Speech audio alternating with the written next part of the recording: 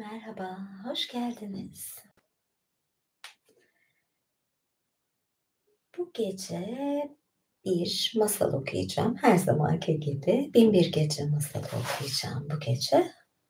Hafta sonuna böyle güzel bir giriş yapalım. Soğuk ve yağmurlu bir hava var dışarıda.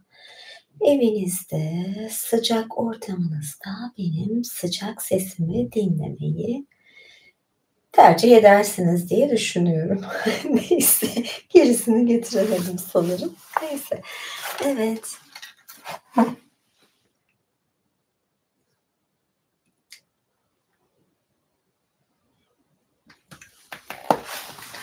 Evet, hoş geldiniz. Bir bakayım dedim. Şimdi okuyacağım sayfalar uzun olduğu için bir an önce başlamak istiyorum. Yoksa bitiremeyiz. Ben de yorulurum.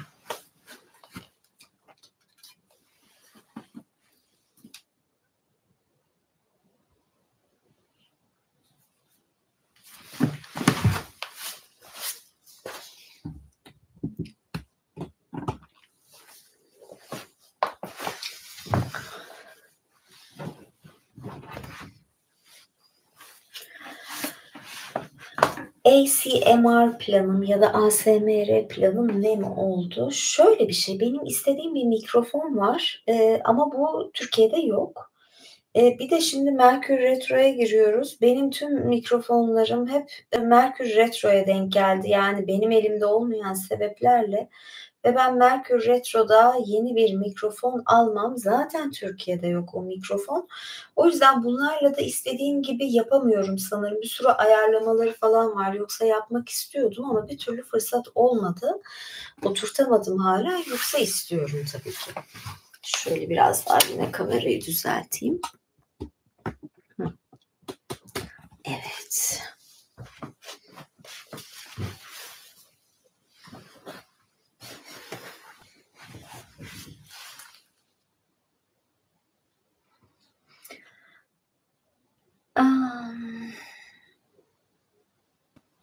Evet. Şimdi başlıyoruz. Bir yudum su içeyim ve başlayalım. Resmen bazen uzun bir maraton oluyor bu okumalar. Hem mikrofon hem okuma, bakalım nasıl yapacağım. Umarım hallederim. Simsiyah giyindim bugün. Şimdi ben böyle genç kızın öykülerini okuyordum. Bir tane en son zaten Instagram'da paylaşmıştım. Oradan devam ediyor. Bir genç kız vardı, kocası ölüyordu falan, kız kardeşleri vardı. Şimdi ikinci genç kızın öyküsüne geçiyorum. Yani ilk kız kardeşin adı Zübeyde'ydi. İkinci kız kardeş. Ey emirül müminin, kız kardeşim Zübeyde'nin ana babamız üzerine söylediklerini tekrar etmeyeceğim. Şu kadarını bilmelisiniz ki babamız öldüğünde ben ve 5 kardeşten en küçüğümüz Fehime annemizle birlikte yalnız yaşamaya gittik. Kız kardeşimiz Zübeyde ve diğer ikisi de gidip anneleriyle oturdular. Bir süre sonra annem beni kentin ve zamanın en zengin adamı olan bir ihtiyarla evlendirdi. Böylece bir yıl sonra yaşlı kocam ölüp Allah'ın rahmetine kavuştu. Ve bana şeriat hükümlerine göre miras payı olarak 24 bin dinar bıraktı. Böylece ben de hemen her biri 1000 dinardan 10 görkemli urba ısmarladım ve de hiçbir şeyden yoksun kalmadım. Günlerden bir gün keyfimce oturup dinlenirken bir yaşlı kadın beni ziyarete geldi. Bu ihtiyarı daha önce hiç görmemiştim. İğrenç bir kadındı bu. Yüzü bir ihtiyarın kıçı kadar çirkindi. Çökmüş, sümüklü bir burnu, yolunmuş kaşları, şehvet düşkünü yaşlı gözleri, kırık dişleri ve eğri bir boynu vardı. Sanki şair şu dizelerde onu anlatmıştı. Şu uğursuz ihtiyar eğer iblis ona rastlasaydı ondan tüm hileleri hiç konuşmasa da sadece sessiz duruşuyla öğrenirdi. Bir örümcek ağına takılmış bin inatçı katırı örümcek ağını zedelemeden çekip kurtarabilirdi. Nedenle kaba ve iğrenç olursa olsun yapmayacağı kötülük yoktur. Küçük bir kızın kıçını gıdıklar, bir delikanlıyla düzüşür, olgun bir kadınla zina eder ve yaşlı bir kadını tahrik ederek tutuşturur. Evet. Böyle bir bölüm şairin dizeleri. İşte bu ihtiyar yanıma geldi ve beni selamlayarak dedi ki, incelik ve nitelikten yorulmuş hanımım. Benim himayemde olan yetim bir genç kız var. Bu gece onun düğün gecesidir. Senden Allah'ın sana mükafatını vereceğini ve iyiliğini ödüllendireceğini umarak burada hiç kimseyi tanımadığı Yüce Allah'tan başka dayanağı olmadığı için son derece mahzun ve alçak gönüllü olan bu zavallı kızın düğününde bulunarak onur katmanı rica etmeye geldim dedi. Bu sözleri söyledikten sonra ağlamaya ve ayaklarımı öpmeye başladı. Ve ben onun bu denli hain olabileceğini bilmediğimden ona acıdım ve duyduk ve itaat ettik dedim. Bunun üzerine bana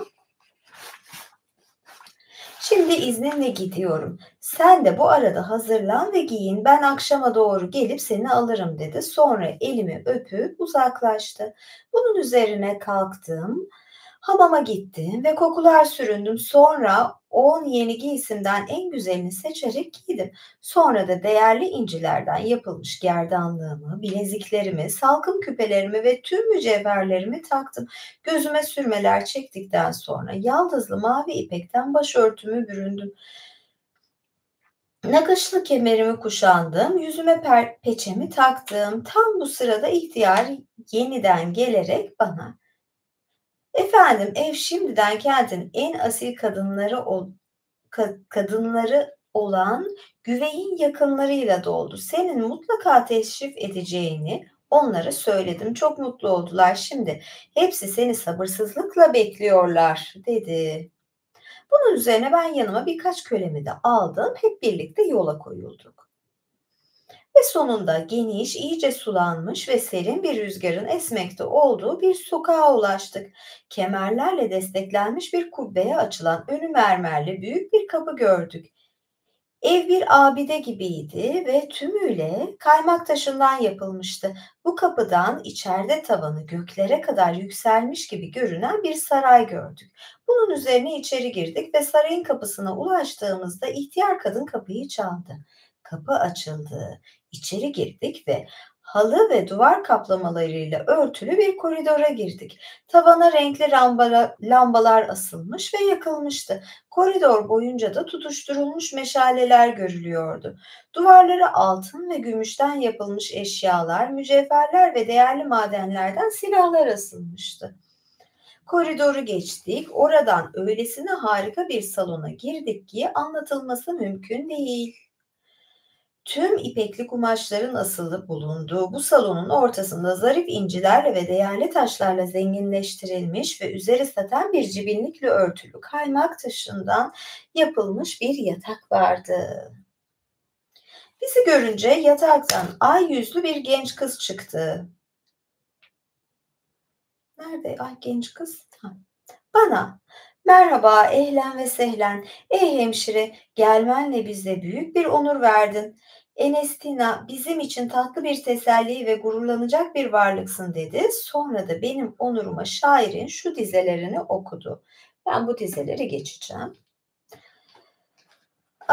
Sonra oturup bana, ey kardeşim sana bir gün seni bir düğünde görmüş olan bir erkek kardeşim olduğunu söylemeliyim. Bu çok yakışıklı ve benden de güzel alımlı genç bir adamdır. Ve o geceden beri seni sevgi dolu ve ateşli bir yürekle sevmiş. Bu ihtiyar kadına bir miktar para vererek sana yollayan ve bir vesileyle buraya getiren odur. Bunu benim evimde seninle karşılaşmak için yaptı. Çünkü kardeşim Allah'ın ve Resul'ün kutsadığı bu yıl içinde seninle evlenmekten başka bir şey düşünmüyor ve meşru olan şeyleri yapmakta da utanılacak bir şey yoktur. Onun bu sözlerini işitince ve bu yerde tanınıp değerlendirildiğimi görünce genç kıza Duyduk ve itaat ettik dedim. Bunu duyunca sevinç dolu ellerini birbirine çarptı ve aya benzer genç bir adam içeri girdi. Tıpkı şairin söylediği gibi bir görünümü vardı.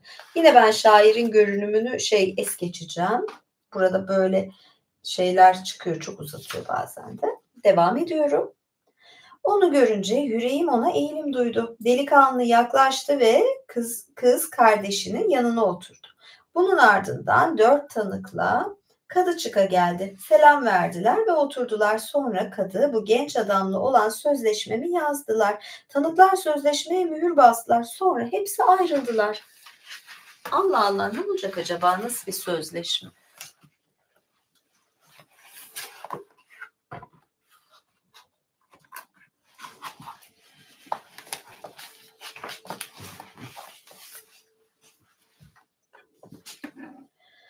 Bunun üzerine genç adam bana yaklaştı ve bana gecemiz kutsal bir gece olsun dedi. Sonra da hanımın bir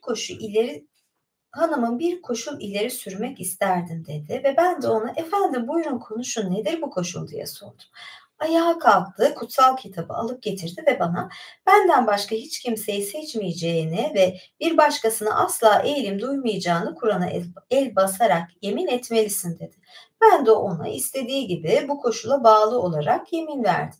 Bunun üzerine sonsuz bir sevince kapıldı ve kollarını boynuma sardı. Aşkının adeta iç organlarıma ve yüreğimin etine saplandığını duydum. Bunun ardından köleler serdiler. Doyuncaya kadar yiyip içtik, sonra gece geldi. Elimi tutup benimle birlikte yatağa uzandı. Bütün geceyi sabaha kadar birbirimizin kollarında geçirdik.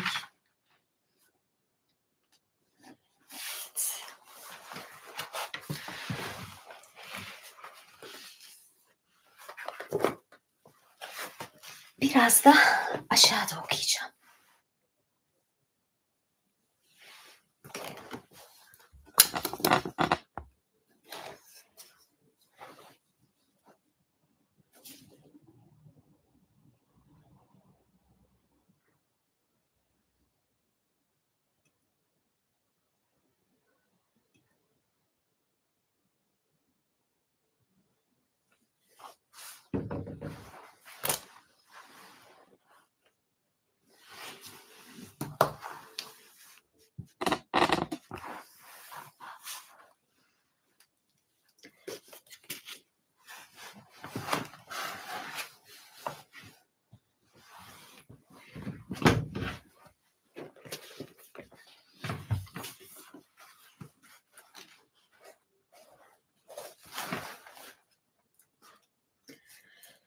Evet, devam ediyorum. Bu durumda bir ay yaşadık, mutluluk ve neşe içinde. Bu sürenin sonunda çarşıya, pazara gidip bir miktar kumaş almak için izin istedim. Bana bu izni verdi. Bunun üzerine giysilerimle dolanıp o günden sonra evimizde kalan ihtiyar kadını da birlikte götürerek çarşıya indim. İhtiyar kadının kumaşların niteliğini övdüğü ve de çoktan beri tanıdığı bir ipekçi genç tacirin dükkanının önünde durdum. Kadın şunu da ekledi. Bu gence babasının ölümü üzerine pek çok para ve mal kaldı. Sonra tacire dönerek kumaşlarının içinde en iyi, en pahalı olanları göster. Bu güzel genç hanıma layık olsunlar dedi. O da duyduk ve itaat ettik dedi. Sonra ihtiyar kadın kumaşları açıp bize göstermekle uğraştığı sırada bana onun övgüsünü yapmayı ve niteliklerini belirtmeyi sürdürdü ve ben ona bana söylediğin bu nitelik ve övgülerden bana ne? Bizim maksadımız buraya gelip ihtiyacımız olan kumaşları almak ve evimize dönmek değil mi? Diye yanıt verdim. İstediğimiz kumaşı seçtiğimizde tacire bedelini sunduk ama o paraya dokunmayı reddetti ve bize bugün sizden para kabul etmiyorum. Dükkanıma gelip bize verdiğiniz zevk ve onur uğrunda bir hediye olarak kabul edin bunu dedi. Bunu duyunca ihtiyar kadın para kabul etmek istemiyorsa kumaşı kendisine iade et dedim. Dükkancı ise vallahi sizlerden hiçbir şey alamam. Benim hediyem olsun bu. Karşılığında ey güzel genç kadın bana bir tek öpücük ver. Bu öpücüğü dükkanımdaki bütün malların bedelinden daha yüksek sayarım dedi. İhtiyar kadın da ona gülerek ey yakışıklı genç adam bu öpücüğü böylesine değer biçilemez bir şey olarak düşünmeniz budalaca bir şey dedi. Sonra da bana dönerek kızım bu genç tacirin ne dediğini duydun, ne istediğini duydun. Sakin ol, onun senden alacağı bir öpücükte canını sıkacak bir şey olmaz ve de karşılığında arzuna göre tüm bu değerli kumaşlardan istediklerini seçebilirsin. Ah dedi. Bunu duyunca yani şimdi ben şey diyorum eğer öyle olursa kocasına yemin etmişti bu başına iş gelecek. Bunu duyunca ona kocama yeminle bağlı olduğumu bilmiyor musun sen diye yanıt verdim bana. Bırak seni öpsün ama sen konuşma ve karşılık verme. Böylece seni kimse kusurlu bulamaz. Dahası paran yanında kalır, kumaşları da alırsın. Yaşlı kadın beni bu davranışla ısındırmak ve başımı torbaya sokmaya razı olmam, bu teklifi kabul etmem için konuştu da durdu. Sonunda gözlerimi kapatarak yoldan geçenlerin olacağı görmemesi için peçemin ucunu yere açarak yanağımı uzattım. Genç adam başını peçemden içeri soktu ve ağzını yanağıma yanaştırıp beni öptü. Fakat aynı zamanda yanağımı ısırdı ve etime işleyen bir ısırık izi bıraktı. Acı ve heyecandan bayılmıştım. Ya işte yani yaşlı kadına ne güveniyorsun yani? Yeniden kendime geldiğim zaman bana çok üzülmüş gibi görünen yaşlı kadının kucağında uzanmış buldum kendimi. Dükkana gelince kapanmış ve genç tacir gözden kaybolmuştu. Kendime geldiğimi gören kadın bana daha büyük bir felaketten bizi koruduğu için Allah'a şükürler olsun dedi. Sonra da şimdi eve gitmemiz gerek. Sen rahatsızlanmış gibi davran. Ben de sana yanağına süreceğim bir ilaç getireceğim. Hemen iyi olacaksın dedi. Bunu duyunca ayağa kalkmakta gecikmedim. Eve dönünce olacakları düşünüp korku içinde yürüdüm. Eve yaklaştıkça korkum artıyordu. Oraya ulaşınca odama çekildim ve hastaymış gibi davrandım. O sırada kocam geldi. Canı çok sıkkındı. Bana hanımım çarşıya çıktığında başına ne kötülük geldi diye sordu ona. Önemli bir şey değil sağlığım yerinde çok şükür dedim. Bana dikkatle baktı ve fakat yanağındaki bu yara izi de ne? En tatlı ve en ince yerinde diye sordu. Senin izninle evden çıkıp şu kumaşları almaya gittiğimde odun yüklü bir deve tıkalı bir sokakta beni sıkıştırdı ve peçemi yırtıp gördüğün gibi yanağımı ısırdı. Ah şu Bağdat'ın tıkalı sokakları dedim. Bunu duyunca müthiş kızdı ve bana yarından tezi yok valiye gidip develerden ve odunculardan şikayetçi olacağım.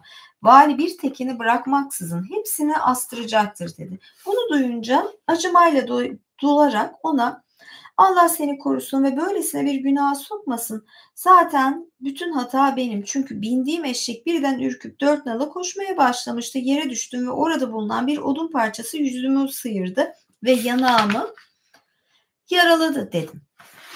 Ay yalan üstüne yalan yani.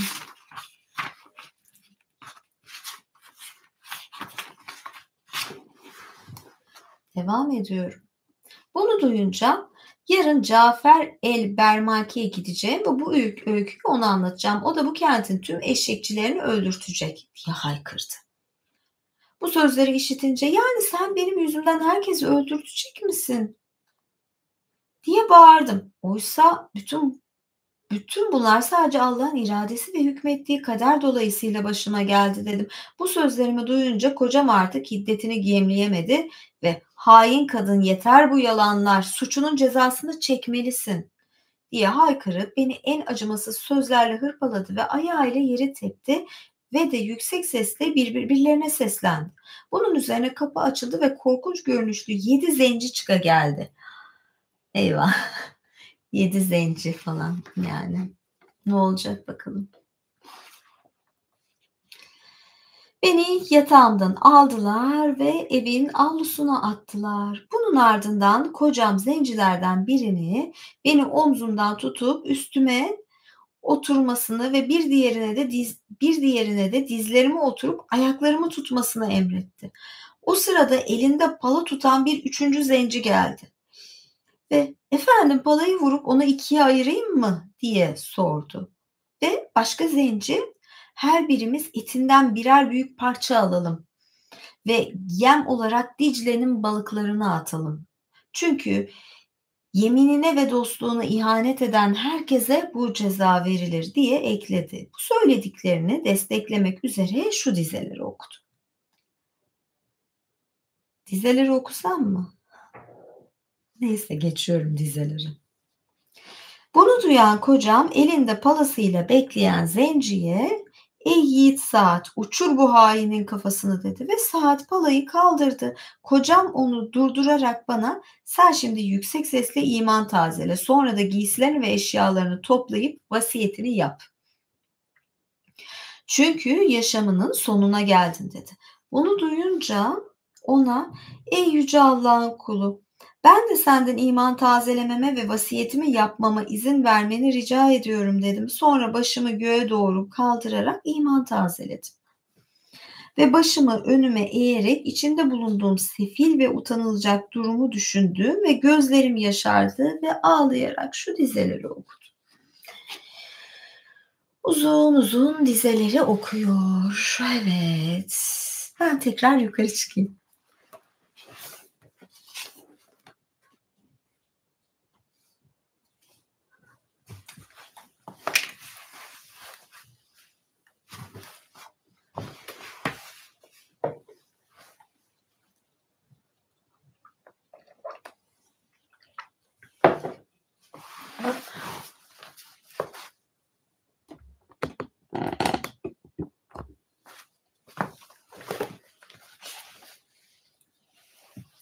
Evet.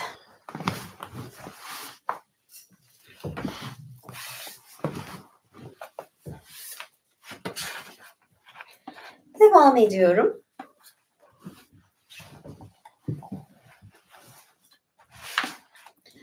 Bu dizeleri okuduktan sonra hala ağlıyordum. Sözlerimi işitince ve gözyaşlarımı görünce kocam daha fazla kızdı ve tahrik oldu.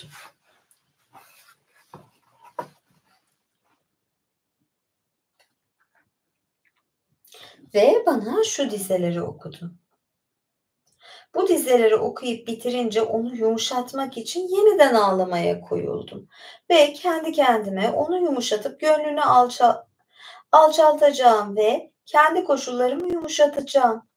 Belki de beni öldürmekten vazgeçer ve tüm mücevherlerimi alarak beni bağışlar diye düşündüm ve tüm inceliğimle şu dizeleri okuyarak ona yalvarmaya başladım.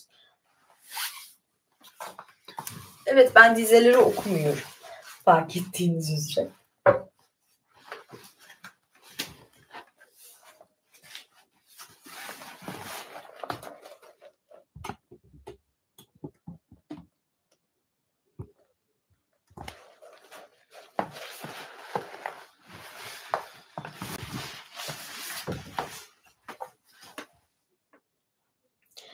Bu dizeleri okuyup bitirince ağladım. Bunu duyunca bana baktı, beni şiddetle itti ve çok incitti.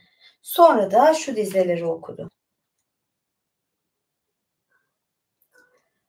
Evet, şöyle birazcık şey yapayım. Madem ki sen bir başkasına eğilim duydun, ben de bir başkası için özlem duyacağım ve sonsuza kadar aramızdaki kopukluğun nedeni ben değil, sadece sen olacaksın. Vay! Adam neyse öldürmekten vazgeçti belki de. Neyse. Bu dizeleri okuyup bitirince zenciyi çağırdı ve ona "İkiye böl onu, bizim için değeri yok artık" dedi. Zenci bana doğru ilerledi. Sırada artık öleceğimi kesinlikle biliyordum ve yaşamımdan umudumu kesmiştim.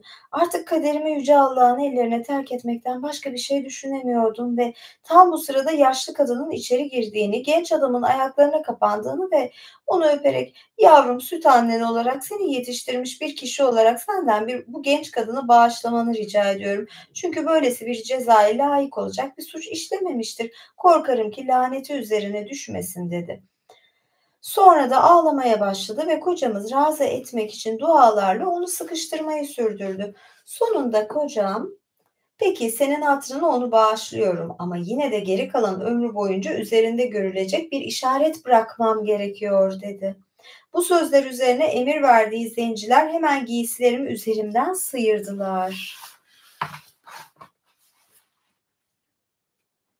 ve beni hemen çırılçıplak bir hale getirdiler. Ay işte burada heyecanlandı.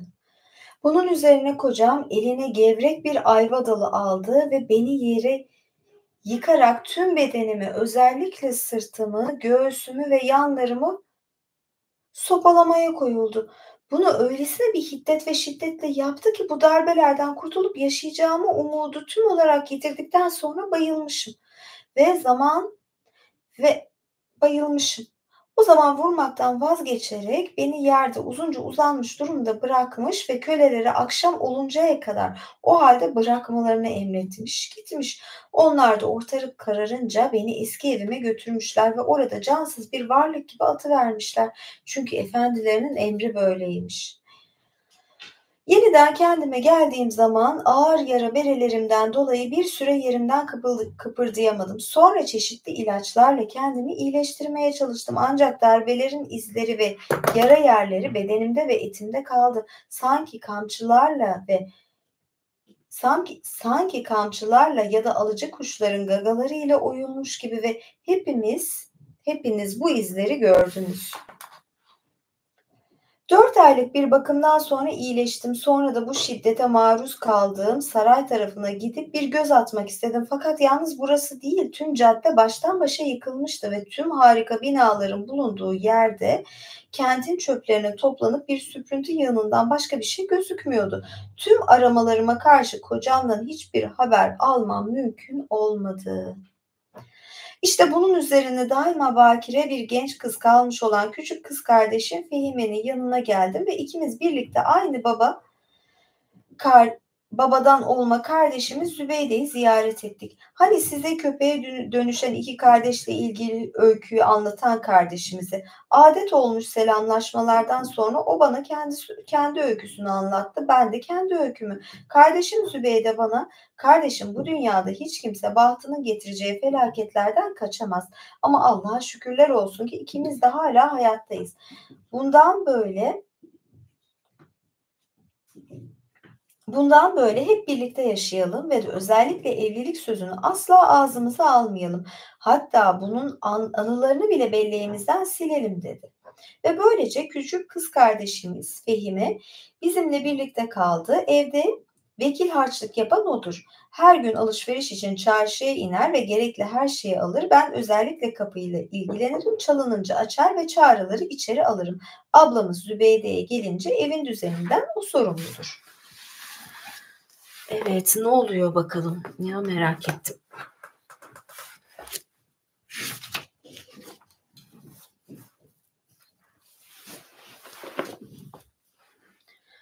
Evet, 2 sayfa kalmış sadece. Devam ediyorum. Kız kardeşimiz Fehime bir yığın şeyle yüklü hamalı eve getirtip de dinlenmesi için onu bir anlığına içeri aldığımız güne kadar erkeksiz çok mutlu bir yaşam sürdük. Aynı şekilde bize öykülerini anlatan 3 kalenderin eve gelmesi, sonra da 3 tacir görünümü altında sizin gelmeniz izledi. Daha sonra olanları biliyorsunuz. Sonra da nasıl huzurunuza getirildiğimizi. İşte benim öyküm de böyledir. Bunu duyan halife son derece hayran kalmış ve ama anlatısının tam bu noktasında Şehrazat günün belirdiğini görmüş ve yavaşça anlatmayı kesmiş. Ama 18. gece gelince öyküsünü şöyle sürdürmüş. Devam edelim. Çünkü yani burası tam bağlanmadı. Yeni bölüme geçeceğiz. O zaman ben zaten devam ederim.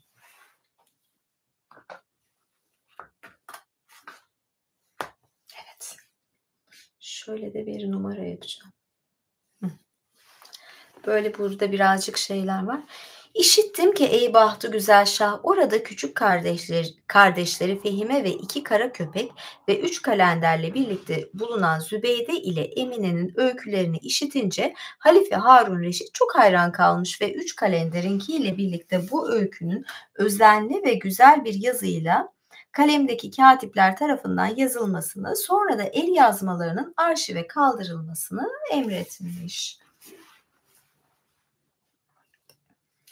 Sonra dönüp Zübeyde adlı genç kıza ve şimdi ey asaletli hanım, kız kardeşlerini 2 kara köpeğe dönüştüren ifritten sonraları hiçbir haber almadın mı diye sormuş.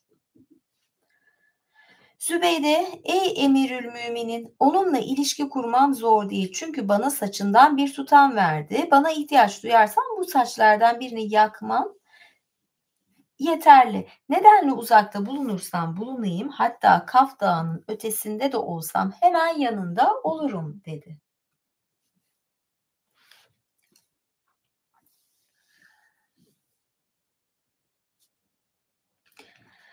Bunu duyan halife ona öyleyse bana bu saçları getir demiş. Zübeyde ona saçları vermiş. Halife birini alıp yakmış ve yanan saçın kokusu henüz duyulmuşken tüm sarayda bir sarsıntı, bir titreme işitilmiş ve birdenbire Ecinniye bir genç kız kılığında zengin bir giyimle ortaya çıkmış. Müslüman olduğu için halifeye Allah'ın selamı üzerine olsun ey Allah'ın naibi demekten geri durmamış. Halife de onu sen de Allah'tan barış, hayır ve merhamet bul diye yanıtlamış. Bunu duyan kız ey emrilül müminin senin arzun üzerine benim ortaya çıkmamı isteyen bir genç kız bana büyük bir hizmette bulundu ve uç veren tohumlar ekti. Bundan dolayı onun için ne yapsam bana ettiği iyiliğin karşılığını yeterince karşılamış sayılmam. Kız kardeşlerine gelince onları köpeğe dönüştürdüm. Eğer onları öldürmediysem bunu sadece kız kardeşlerine büyük bir üzüntü olur diye yapmadım.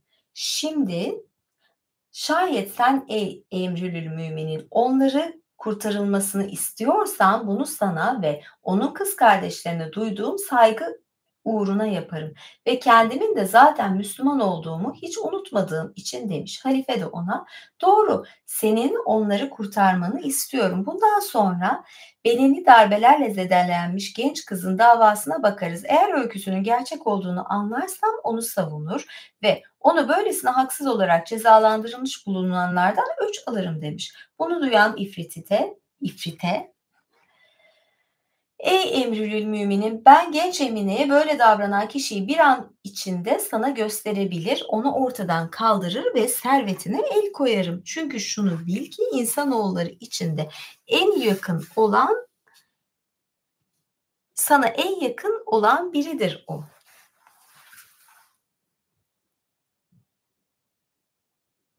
Sonra ifriti de bir tas su almış ve üzerine sihirli sözler okumuş. Sonra da bu suyu köpeklerin üzerine serpmiş. Çabucak eski insan kılığınıza dönün demiş. O saatte iki köpek onları yaratana onur veren iki güzel genç kız olmuş. Bunun ardından ecinli kız halifeden yana dönerek ona genç Emine'ye bütün bu kötü davranışlarda bulunan kişi sizin öz oğlunuz El Emin'dir demiş. Sonra da ona öyküyü yeniden anlatmış. Bu kez halife kesinlikle insan olmayan, ecinli olan birinin ağzından duyduğu öyküyle durumun doğruluğunu saptayabilmiş.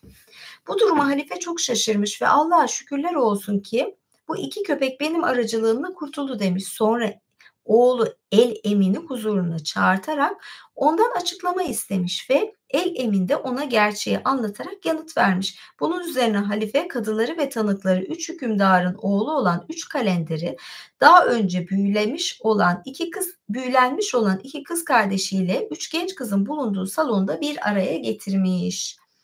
Ve orada kadılar ve tanıklarla oğlu El Emin'i genç Emine ile Emin ve Emine ile yeniden evlendirmiş. Sonra da genç Zübeyde'yi bir hükümdar oğlu olan birinci kalenderle, öteki iki genç kadını da yine hükümdar oğulları olan diğer iki kalenderle evlendirmiş ve kendisi de beş kız kardeşin en genciyle çarşı alışverişlerini yapan hoş ve tatlı Fehime ile evlilik sözleşmesini hazırlatmış. Ve her biri evli çift için bir saray yaptırmış ve hepsine mutlulukla yaşamaları için büyük servetler bağışlamış ve kendisi de gece gelir gelmez genç Vehime'nin kollarında yatmak üzere acele etmiş ve geceyi onunla en hoş biçimde geçirmiş. Fakat diye sözünü sürdürmüş Şehrazat Şehriyar'a seslenerek. Ey bahtı güzel şah, bu öykünün bundan sonra anlatacağımın yanında asla şaşırtıcı olacağına inanma. Ve burada da bu öykü bitiyor. Evet, güzeldi yani. Herkes herkesle evlendi. Yani özetine bakarsak herkes herkesle evlendi diyorum ben bunları.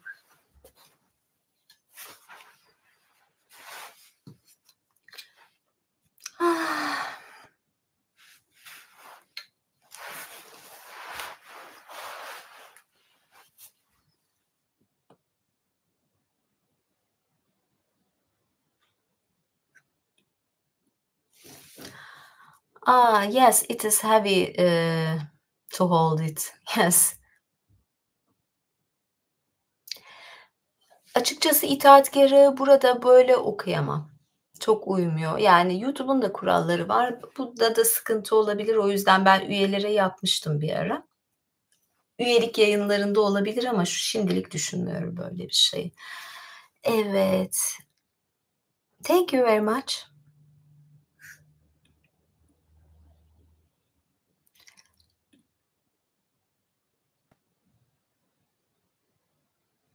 Evet.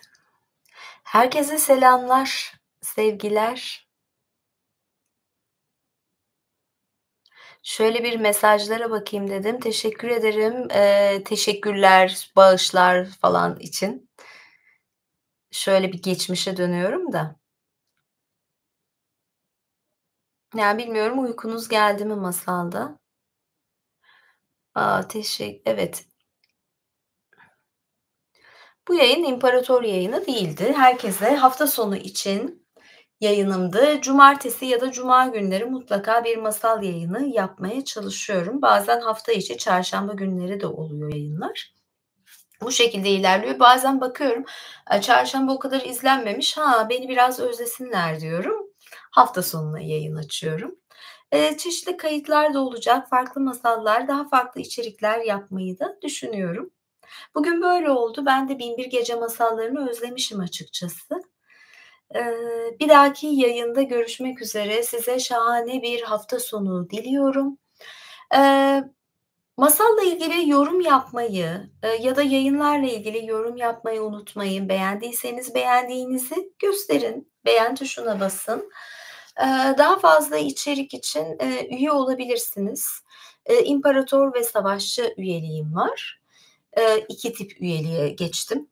Gerçi bununla ilgili bir video çekmem lazım.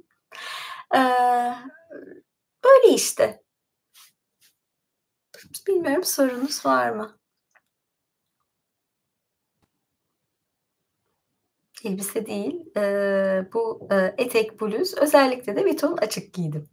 Bazen böyle tercih ediyorum simsiyah olmamak için. Evet.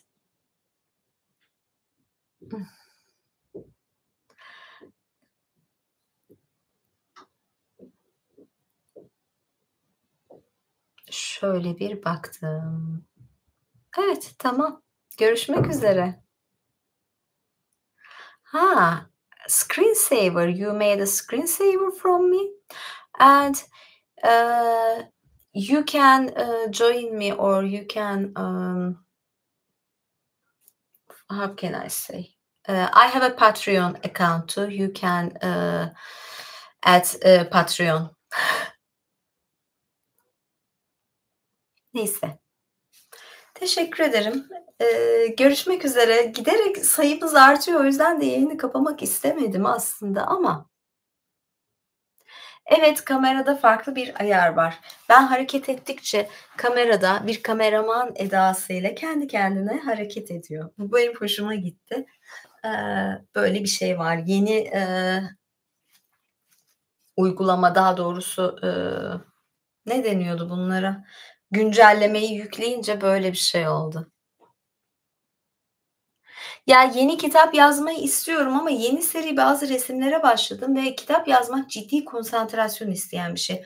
Aslında, hani, kafamda böyle yazacağım, daha çok da böyle filme yatkın 2 tane, hani, kitap fikri var. Hatta 2'den fazladır da ama gerçekten kitap ciddi konsantrasyon istiyor, kapanmak ve çalışmak istiyor. Bir yandan yayınlar, bir yandan başka işler, resim de yapıyorum, bir düzen oturtmaya çalışıyorum. Bu sırada gerçekten kitaba henüz istediğim gibi konsantre olamadım. Bunu çok istiyorum. Umarım en kısa zamanda olur. Evet, şimdilik böyle. Görüşmek üzere. Neredeyse 40 dakikadır yayındayım. Biraz dinleneyim. Ondan sonra da, üyelerime yayınlarım olacak. Görüşmek üzere. Hoşça kalın. Herkese harika, şahane bir hafta sonu. Baybay. İyi geceler.